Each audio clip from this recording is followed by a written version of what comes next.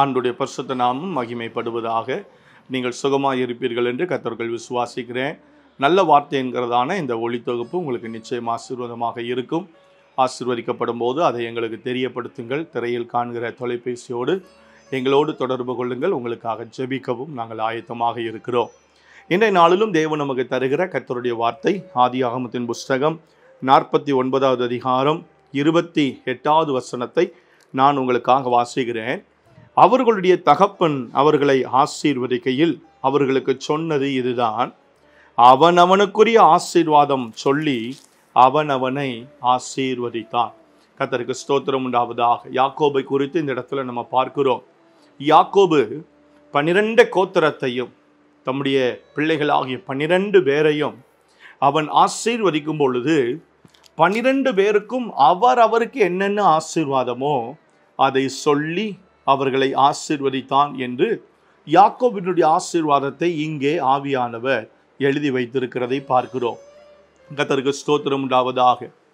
உலக பிரகாரமான ஒரு தகப்பன் தம்முடைய பிள்ளைகளுக்கு எந்தெந்த ஆசீர்வாதம் உண்டாக வேண்டும் என்று சொல்லி கருத்தில் கொண்டு அதை கருதி அந்தந்த பிள்ளைகளுக்குரிய ஆசீர்வாதத்தை தவறாமல் அவரவர்களுக்கு சேர வேண்டும் என்று அந்த ஆசீர்வாதத்தை சொல்லி அவர்களை ஆசீர்வதிக்க முடியுமானால், பரலோக தகப்பன், நம்முடைய தகப்பனாய் இருக்கிற பிதாவாகிய தேவன், குமாரனாகிய இயேசு, பரிசுத்த ஆவியானவர், திரியேக தேவன் இதை பார்க்கிற உங்கள் ஒவ்வொருவரையும் அப்படியாக ஆசீர்வதிக்க அவர் உண்மையுள்ளவர். கர்த்தருக்கு ஸ்தோத்திரம் உண்டாவதாக.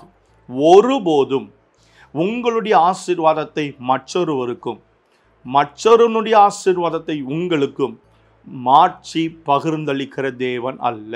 கர்த்தருக்கு ஸ்தோத்திரம் உண்டாவதாக. மூத்த மகனுக்கு என்ன ஆசீர்வாதமோ அதை இரண்டாவது மகனுக்கு கொடுக்கவில்லை. இரண்டாவது மகனுடைய ஆசீர்வாதத்தை மூன்றாவது மகனுக்கு கொடுக்கவில்லை. கடைசி மகனுடைய ஆசீர்வாதத்தை மூத்த மகன் இல்லை. அவருக்கு என்னென்ன ஆசீர்வாதமோ, அவரவர் எதற்கு தகுதியுடையவர்களோ, அவரவர் எப்படி ஆசீர்வதிக்கப்படுமோ, அவரவருடைய சந்ததி தலைமுறை எப்படி இருக்க வேண்டுமோ அதை அவரவருக்கு சொல்லி ஆசீர்வதித்த யாக்கோபை போல இதை பார்க்கிற உங்களையும் என்னையும் ஆசீர்வதிக்கிற தேவன் ஒருவர் உண்டு. உங்களுக்கு என்ன ஆசீர்வாதமோ, உங்களுக்கென்று பிரத்யேகமாய் பரலோகம் எதை நினைத்திருக்கிறதோ அதை உங்களுக்கு தந்து உங்களை ஆசீர்வதிக்க அவர் உண்மையுள்ளவர். கர்த்தருக்கு ஸ்தோத்திரம் உண்டாவதாக. ஒருபோதும் உங்களுடைய நன்மையை இன்னொருவருக்கு கொடுப்பதற்கு தேவன் அநீதியுள்ளவர் அல்ல. கர்த்தருக்கு ஸ்தோத்திரம் உண்டாவதாக. அதே நேரத்தில் இன்னொருடைய ஆசீர்வாதத்தை எடுத்து உங்களுக்கு கொடுக்கவும் தேவன் ஸ்தோத்திரம் அவர் ஆமென் தம்முடைய மனதை அவர் சாய்ப்பவர் அல்ல. உங்களுக்கு அவருக்கு பரலோகம் என்ன அளவு அளந்திருக்கிறதோ அவர் அளந்திருக்கிற அளவின்படியே நம்மை ஆசீர்வதிக்க அவர் போதுமானவர். ஒருவேளை உங்கள் வாழ்க்கையில ஆசீர்வாதம் குறைவாய் இருக்குமானால், இதுதான் என்னுடைய நிலைமையா, இதுதான் கர்த்தர் எனக்கு ஆமென் வகுத்த அளவா என்று நீங்கள் சோர்ந்து போக வேண்டிய அவசியம் இல்லை. நீங்கள் ஒன்று செய்ய வேண்டும். யாபேசை குறித்து வேதத்தில் வாசிக்கிறோம்: தேவனே, நீர் என்னை ஆசீர்வதித்து என் எல்லையை பெரிதாக்கி தீங்கி என்னை துக்கப்படுத்தாதபடிக்கு ஆமென் அதற்கு விலக்கி என்னை காத்தருளும் என்று வேண்டிக் கொண்டான். அவன் வேண்டிக் கொண்டதை கர்த்தர் அருளினார். யாபேஸ் ஒன்றை அறிந்திருந்தான்: என்னுடைய ஆசீர்வாத குறைச்சலிலும் நான் ஆசீர்வதிக்கிற தேவனை நோக்கி பார்ப்பேனானால் இதை இரட்டிப்பாய் மாற்றுவதற்கு என் தேவன் வல்லமையுள்ளவர் என்று அறிந்திருந்து தேவனிடத்தில் ஜெபித்தான்.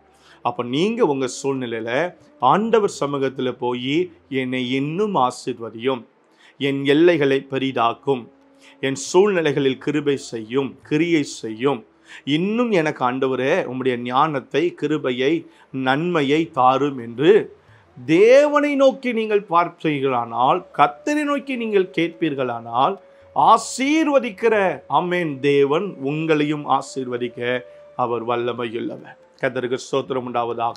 எவரையும் புறமே தள்ள மாட்டார், யாருக்கும் குறைவாய் கொடுத்து அனுப்ப மாட்டார். அவருக்கு தேவன் அளந்திருக்கிறார்.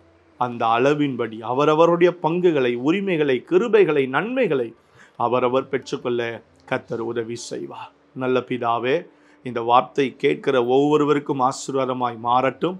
அவரவருக்குரிய ஆசீர்வாதத்தை அவனவனுக்கு கொடுத்து ஆசீர்வதிக்கிற தேவனுடைய கரம் இந்த நேரத்தில் உம்முடைய பிள்ளைகளை அப்படி ஆசீர்வதிக்கும்படியாக நாங்கள் ஜெபிக்கிறோம்.